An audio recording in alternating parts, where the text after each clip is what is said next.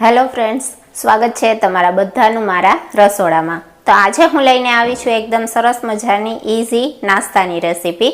આજે આપણે વેજીટેબલ અપમ બનાવીને તૈયાર કરીશું। ફટાફટ 10 થી 15 મિનિટની અંદર જ બની જાય છે અને ખૂબ જ સરસ ટેસ્ટી બને છે, જે તમે સવારના નાસ્તામાં બનાવી શકો છો, બાળકોને લંચ બોક્સમાં પણ આપી શકો છો।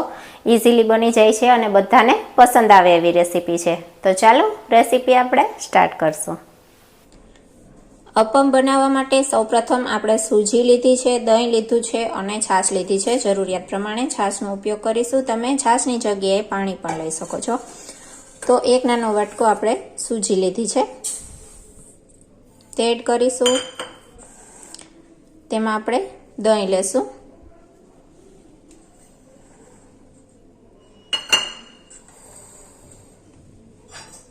મિક્સ કરીશું।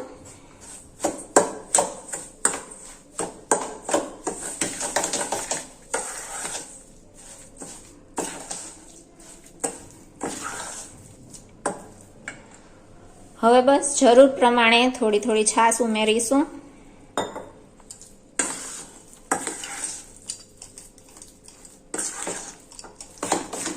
મિક્સ કરીશું।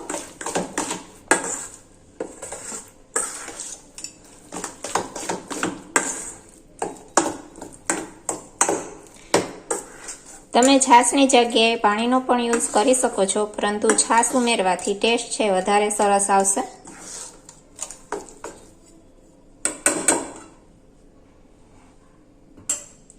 હવે બસ આ બેટર છે તેને આપણે ઢાંકી અને 20 થી 25 મિનિટ માટે રહેવા દેશું। ઢાંકી અને 20 થી 25 મિનિટ માટે આપણે તેને રેસ્ટ કરવા માટે સાઈડમાં રાખી દેશું। હવે આપણે એક પેનમાં 4 ચમચી જેટલું તેલ એડ કરીશું। 1 નાની ચમચી જેટલી રાઈ એડ કરીશું। રાઈ ફૂટે એટલે એક ડુંગળી સમારીને લીધી છે, જેની સમારેલી ડુંગળી છે એ એડ કરીશું। 1 નંગ ડુંગળી સમારીને લીધી છે, સાતળી લેશું।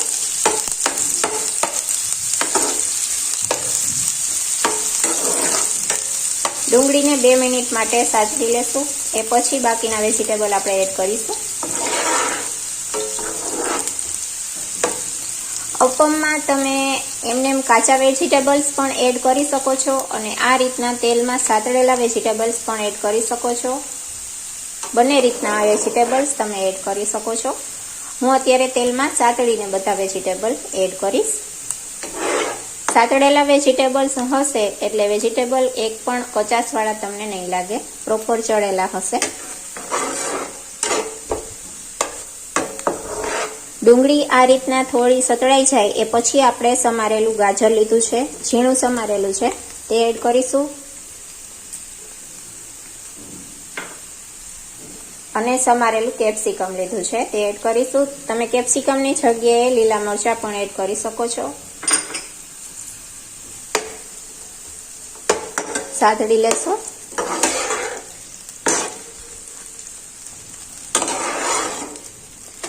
અપમમાં તમે તમારી ચોઈસના વેજીટેબલ એડ કરી શકો છો। કાચા પાકા જ સાતળવાના છે, વધારે પડતા નહીં। આ રીતે બસ હવે 2 થી 3 મિનિટ માટે આ બધા વેજીટેબલ્સ છે તેને આપણે સાતળી લેશું। 1 થી 2 મિનિટ જેટલું થાય એ પછી આપણે તેની અંદર સમારેલું ટમેટું લીધું છે, એક નાની સાઈઝનું સમારેલું ટમેટું છે તે એડ કરીશું। તેને પણ સાતળી લેશું। બધા જ વેજીટેબલ્સ છે તેને આ રીતના આપણે 2 થી 3 મિનિટ માટે સાતળી લેવાના છે।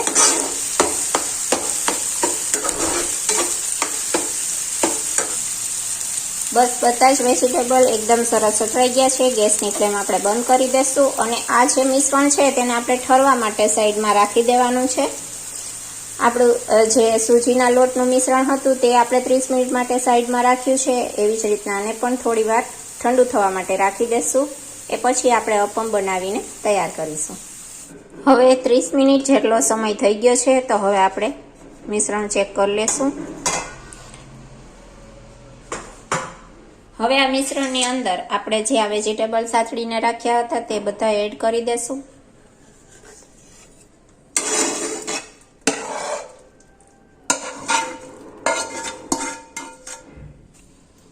મિક્સ કરીશું.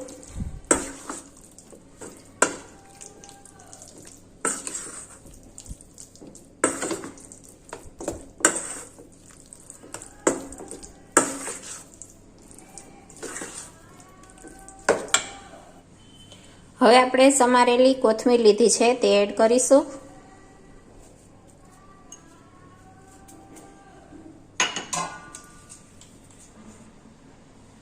સ્વાદ પ્રમાણે મીઠું એડ કરીશું. મિક્સ કરીશું.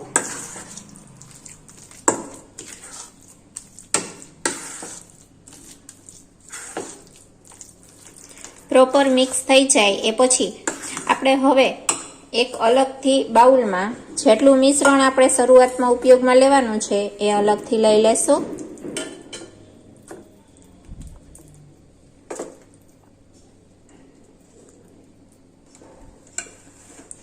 આ રીતના થોડું બેટર છે તે આપણે અલગથી લઈ લીધું છે. હવે તેમાં આપણે ઈનો એડ કરવાનો છે. બધા બેટરમાં ઈનો આપણે એકી સાથે જ યુઝ નથી કરવાનો. થોડું થોડું આવી રીતના અલગથી લેતું જવાનું, ઈનો યુઝ કરતું જવાનું અને અપમ બનાવતું જવાનું. ઈનો એડ કરીશું. થોડું પાણી એડ કરીશું.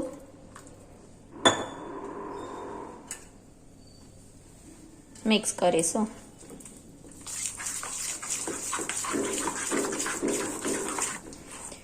હવે આ અપમ માટેનું બેટર તૈયાર છે. હવે આ અપમની પ્લેટ છે તે લઈ લીધી છે. ગેસ ઉપર આપણે આવી રીતના થોડી મૂકી દેવાની. ફ્રી થઈ જાય, થોડી ગરમ થઈ જાય એ પછી આપણે તેની અંદર તેલ ઉમેરીશું ચમચીની મદદથી.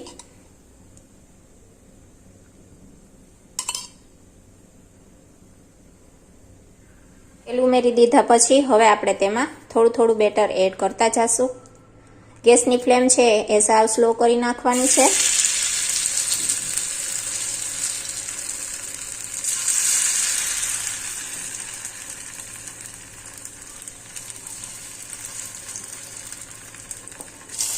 આ રીતે આપણે બધા જ અપમ છે તે પ્લેટમાં ગોઠવી દેવાના છે. બેટર એડ કરી દેશું.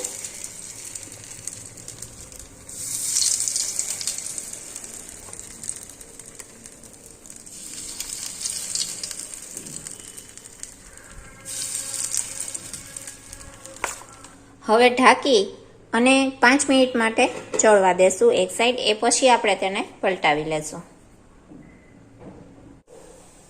4 થી 5 મિનિટ જેટલો સમય થઈ ગયો છે, જોઈ લેશું. એક અપમ છે તે આપણે પલટાવીને ચેક કરી લેશું ચડી ગયું છે કે નહીં.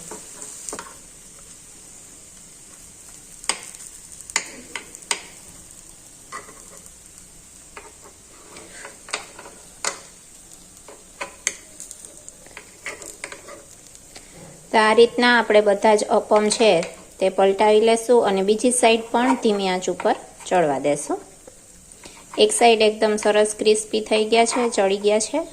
પલટાવી અને બીજી સાઈડ પણ આપણે એ જ રીતના ચડવા દેવાના છે.